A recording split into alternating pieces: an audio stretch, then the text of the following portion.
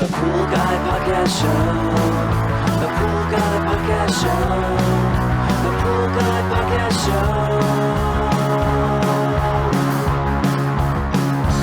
Yeah!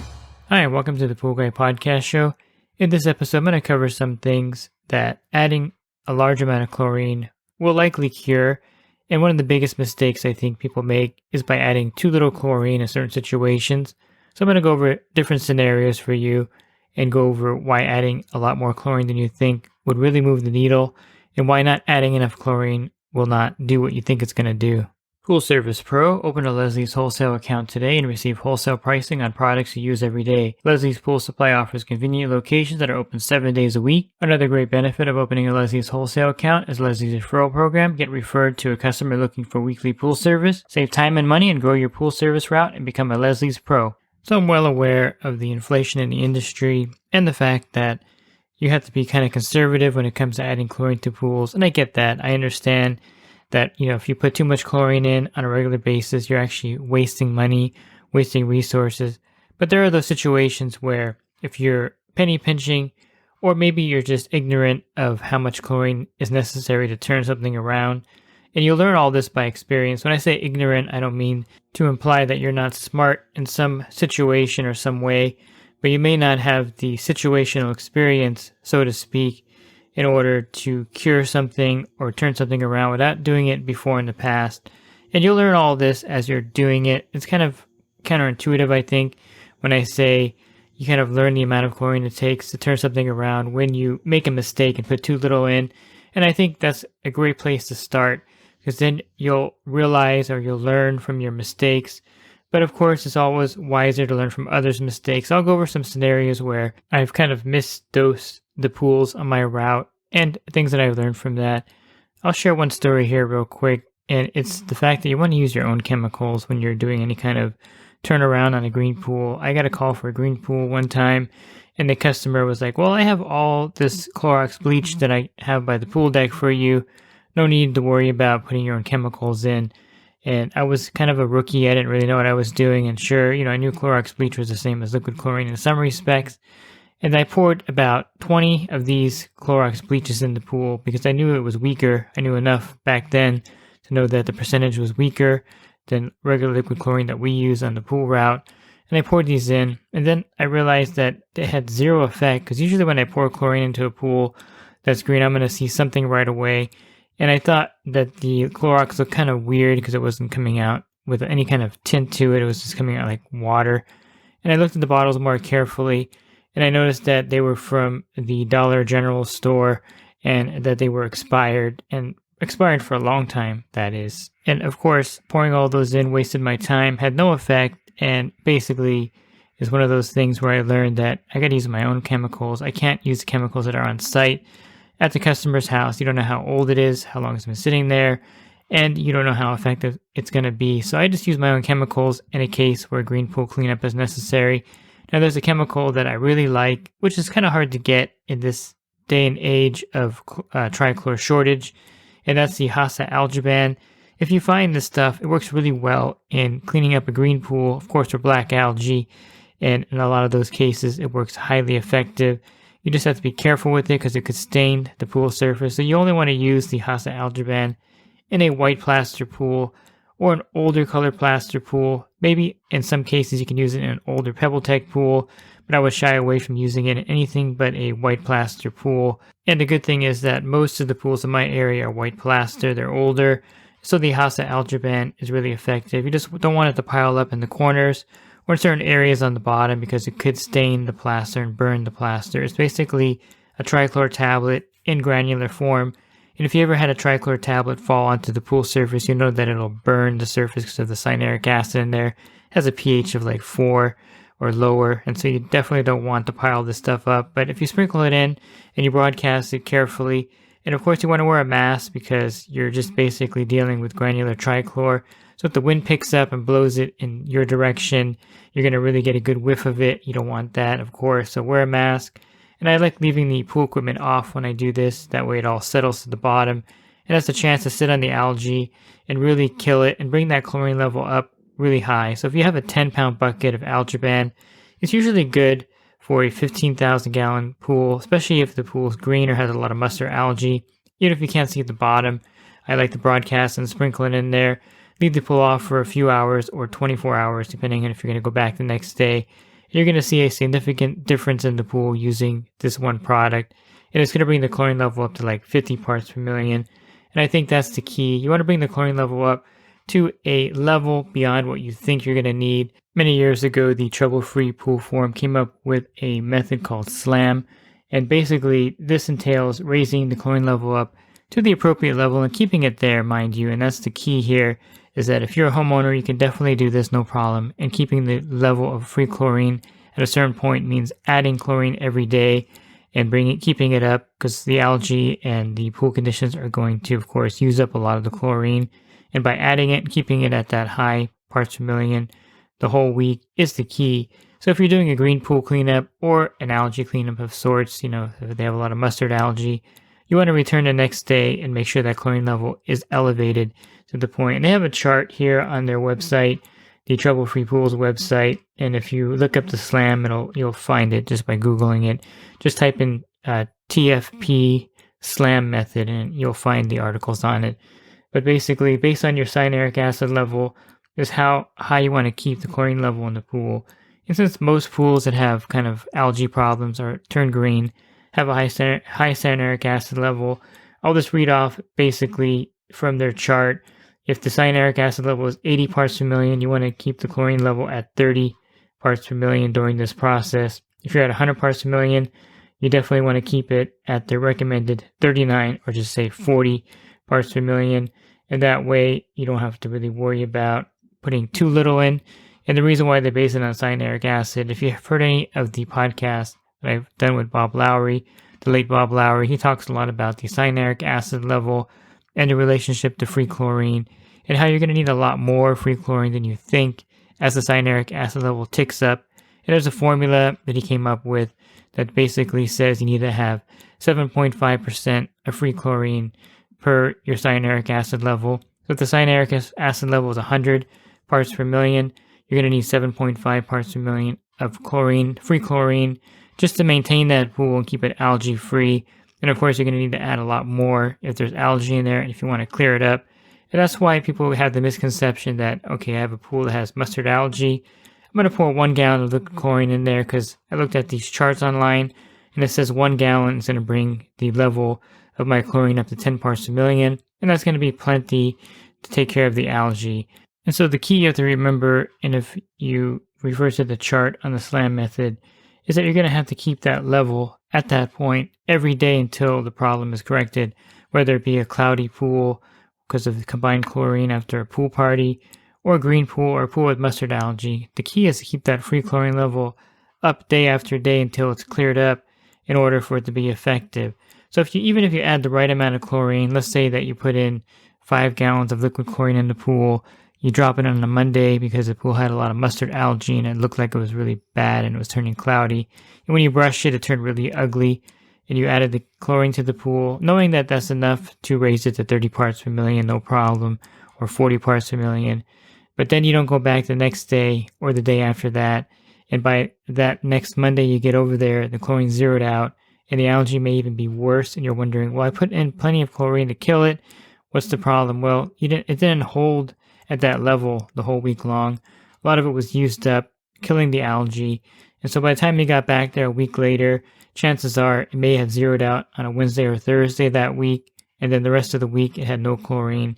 And the algae was able to bloom again and thrive in that pool. That's why when I'm doing a green pool cleanup, I always go back the next day just to hit the pool again and slam it one more time to make sure it has plenty of chlorine. And you may be throwing in a lot of chlorine on that green pool thinking that it's going to be fine. So let's give you an example here of a 15,000 gallon pool that's green. And I would clean the filter, of course, and then I would go ahead and shock the pool and bring it up to about 50 parts per million. I like to go a little over 30 parts per million. And then by the next day when I get there, chances are it could be zeroed out in a lot of cases, or it could be really low, maybe 3 to 5 parts per million. And that's definitely not enough to keep it the whole week. And so by shocking it again and bringing the chlorine back up to 30 or 50 parts per million, I know for sure that I'm going to be able to make it to the next week pretty easily on that pool. Sometimes I'll clean the filter again or backwash it, but you want to make sure you do a return visit so you can hit it again, because a lot of the initial chlorine you put in there is going to be used up by that green pool, and you may think you put plenty in there, but it may not be enough, in fact, if you don't go back the next day and check it. So this is kind of a variation on the slam method, because as a pool service provider, you can't really go to the pool every day of the week to make sure the chlorine level is up at a certain point. So by doing like a super slam, I guess you would call it, going one day and then the next day after that, is very effective, and also raising the chlorine level up a lot higher than what they recommend on the trouble-free pool site is a great way to kind of do the slam method without going there every day of the week. And again, if they call for 30 parts per million in the pool and you're only going to be there for 2 days, I would definitely put 50 parts per million in the first day, go back the next day and bring it back up again to 50 parts per million, and then you'll be fine. Of course, no one can swim in that pool, so make sure you let the customer know, leave a sign on the gate that the pool can't be used because the chlorine level is too high, and it'll take about a week for it to drop back down to a certain level. Especially when you use the Algi-Ban product, you want to make sure you note that there's no swimming allowed, because that chlorine level is going to be really elevated.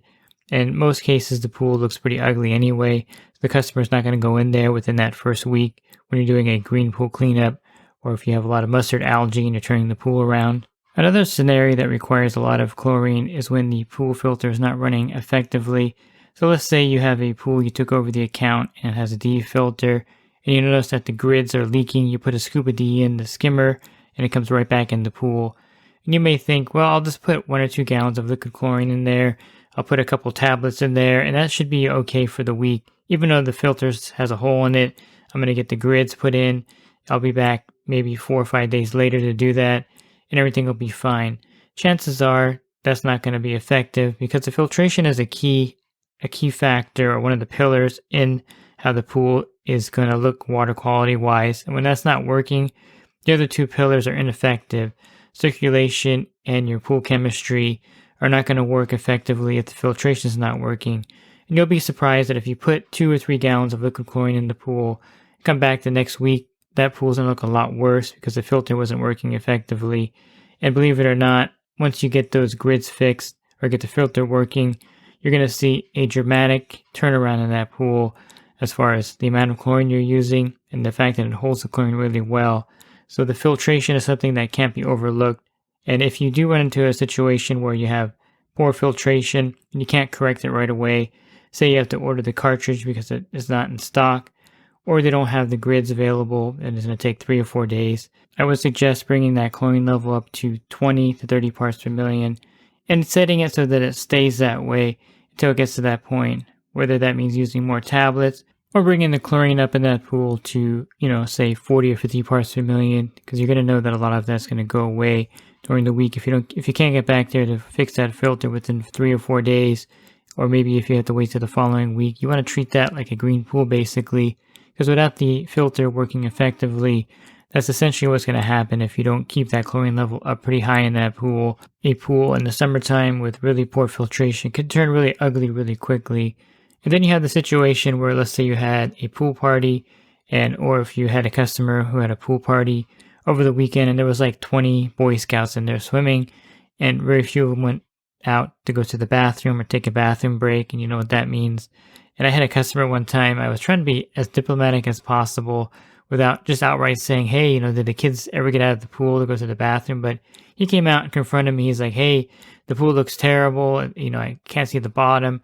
I had a pool party, and why am I paying for service if the pool looks like this? And he kept on me about it. And then I basically turned to him and said, well, you had how many kids in the pool? And he said, well, there was like 15 kids in the pool. And I said, how long were they in there for? Like 4 or 5 hours. And I go, did any of the kids get out to go to the bathroom? And he kind of looked at me like, yeah. But of course you got to be careful, because you can't, be too hard on the person's kids. People are really sensitive about their kids and their friends. So you don't want to be like, hey man, it'd be nice if they didn't pee in the pool. But you got to just be very diplomatic, kind of let them come to their own conclusions in some cases. So a pool with a lot of combined chlorine, especially one where people have been urinating in it, it becomes a problem. And if you think that you can turn it around by just putting 1 or 2 gallons of chlorine in there, you're going to be sorely mistaken. If you do the test for combined chlorine, you're going to see sometimes it's going to tell you to put an outrageous amount of chlorine in there to break it. And that's the case in a lot of pools that have the combined chlorine. And you can tell right away if it has combined chlorine just by the smell of the pool. It smells like Windex or ammonia. And if you're at a hotel or some kind of resort and you smell that kind of Windex ammonia smell, people mistake it for, hey, there's chlorine in the pool. It must be safe to swim in. When in fact, chlorine is kind of odorless in most cases. Of course, you're going to smell the trichlor tablets when you open the bucket and the cal hypo, but inside the pool itself, the chlorine should be odorless. You shouldn't be able to smell it. And what you're smelling is combined chlorine. So it may take a massive amount of chlorine to break the combined chlorine. So in the situation here where they had a party, I told the customer, I'm going to go ahead and superchlorinate the pool. Please don't have anyone going in the pool for 2 or 3 days. And I put a massive amount of chlorine in there. I brought it up to 30 parts per million. And then you want to run the pool longer in a lot of cases where they have had a party, because one of the elements of the pool recovering is circulation. And so double that runtime and that pool will turn around nicely. But if you don't take the combined chlorine seriously and treat it, it's not going to go away, and it's going to get progressively worse, because unless you break that combined chlorine, it's not going to go away on its own. And the chlorine that's in there is ineffective, and you're going to just kind of have a vicious cycle. So you want to break that by bringing the chlorine level up to a really high level. And if you're kind of doubting, like, okay, did I put enough chlorine in there? I would say put more in, because you never can have too much chlorine in the pool in a situation like this. It'll burn off by itself over time, and a lot of it's going to be used up with that combined chlorine. Same thing with a pool with algae or green pool. When you put that chlorine in and bring it to 50 parts per million, you may be thinking, wow, it's going to take a month for this to go down. It may just take 1 day for it to go down to like 5 parts per million. So don't underestimate how much chlorine it's going to take to turn pools around in certain situations. It's going to take a lot more than you think. And I think this analogy is pretty accurate when it comes to kind of correlating what I'm talking about here with the amount of chlorine and not putting enough. If you ever had ants invade your kitchen, let's say one morning you wake up and you see 1 or 2 ants by the sink, you don't think it's a big deal, so you just kill them. And then later in the day you see a few more ants and you kill them, but you don't really treat it, you don't really take it seriously. But when you wake up the next morning, it's like there's black everywhere on the counter. There's like 1,000 ants trailing everywhere. Everywhere you can see are trails of ants. And that's kind of like how it is with a pool with algae, green algae, a pool that's cloudy. Unless you really get at it right away and treat it, those 1 or 2 ants can expand to 1,000 within 24 hours, 48 hours. By the end of the week, that pool is going to look worse than it looked before. And this goes also when you're treating the pool for algae. If you're using a sodium bromide product and you don't put enough chlorine in there to counter the sodium bromide, you can have the same problem. So if you're using yellow trine in the pool or another sodium bromide product and you don't add enough chlorine to counter that, you can have a worse situation than you had before. And I think a lot of pool service companies are moving away from the sodium bromide because of that reason, because their techs can't add the right amount without kind of messing things up by not adding the right amount of chlorine. And I don't recommend it for you if you're learning how to do pool service. It is something that's more of an art form than anything when you're using the sodium bromide and liquid chlorine to kind of kill the algae. But there are, of course, other effective ways to kill algae in the pool. And just by bringing the chlorine level up to 30 parts per million, 40 parts per million, sustaining that for a few days until the algae is killed is an effective way. You're not going to kill the algae by bringing the chlorine level up from, say, 0 to 3 to 5 parts per million. That's not going to move the needle in a lot of cases. That chlorine is going to be used up pretty rapidly, especially if it's the middle of summer, the UV index is high, the water temperature is warmer. It's not going to be effective, and so you're going to use a lot more chlorine than you think you're going to use in a lot of cases. And the case in point, if you have a pool that's not functioning correctly, or if there's a pool party, or if it has a little bit of algae, you don't treat it correctly, and then algae blooms up to a lot of algae. So a lot of times, these algae blooms or the pool getting worse could have been avoided by just using the right amount of chlorine at the beginning. And by what I mean by the right amount of chlorine is bringing it up to that shock level based on the cyanuric acid level in your pool. So you want to test the pool to see what your cyanuric acid level is at. Most of the time you're going to find that it's elevated in pools with a lot of problems. So that's a pretty easy formula. And then you want to bring the pool up to that shock level. And then you want to maintain that shock level for a long period of time. in order for that pool to turn around, the algae to be killed, the pool not to be cloudy anymore. And it takes maybe 2 or 3 days of that shock level, maybe even a week of it. You won't know until you do it. And if you're a homeowner, you can definitely use the SLAM method by trouble-free pools. You can add the chlorine every day to keep it at that shock level. For a pool service, you can't do that. So you're going to have to kind of do the super SLAM method where you put a lot of chlorine in the first day, go back after 24 hours, or go back the third day and hit it again to keep that chlorine level up and bring it up. And that's really effective in a lot of cases of killing the algae, turning a green pool around, turning a cloudy pool around. And of course, if there's something wrong with the filtration, getting that working is the key. And if you have high phosphate levels, treating the phosphates is also a key to getting that pool turned around. There may be a lot of reasons why the pool has algae or why it turned green, but one thing that can really help turn things around is adding the proper amount of chlorine. And when you don't add the proper amount of chlorine, or if you're kind of thinking, well, it's really expensive if I add these 3 extra gallons of liquid, you're probably going to have to do it, because what's going to happen if you don't, the pool's not going to be cured. And whatever you added in there is going to be ineffective. It's going to cost you more money in the long run to bring it back up to a higher chlorine level anyway. So you might as well do it all at the beginning. And if you want to err on the side of caution, always put more chlorine in than less chlorine. That's going to really move the needle. And worst case scenario, just tell the customer they can't swim in the pool for a few days. And that's what I would normally do anyway when I'm super chlorinating the pool. So I wouldn't rely on precise calculations. If you go to the poolcalculator.com and it gives you the amount of chlorine to bring it up to a certain amount, that's perfectly fine to use that to get that amount. But keeping it elevated is the key to success when you're trying to turn a pool around. It's not just adding the initial amount to bring it to that, but it's keeping it at that level until, again, the algae is killed or the pool becomes clear again. And that's one of the key elements that you have to be aware of. It's not just putting massive amounts of chlorine in, but keeping the chlorine level at a high enough level for that period of time to turn that pool around. If you're looking for other podcasts that I recorded, you go to my website, swimmingpoollearning.com, and on the banner, click on the podcast icon. And if you're interested in enhancing your business, you can join my coaching program at poolguycoaching.com. You can learn more about that.